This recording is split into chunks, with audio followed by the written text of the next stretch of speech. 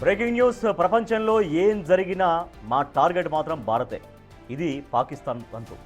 అదేలాగో చూస్తే పశ్చిమాసియాలో కొనసాగుతున్న ఉద్రిక్తతలతో ప్రపంచవ్యాప్తంగా ఆందోళనలు తీవ్రతరమవుతున్నాయి.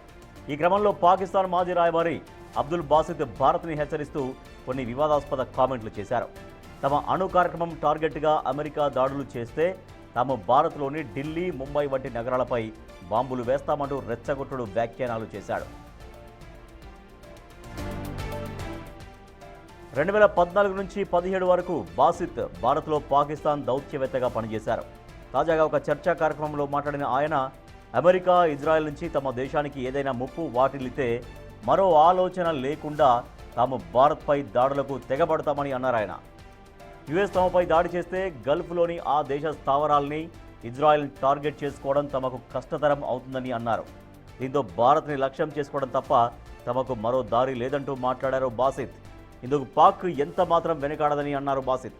అయితే ఇప్పటివరకు భారత్ ఈ విషయంపై ఎలాంటి రియాక్షన్ ఇవ్వలేదు.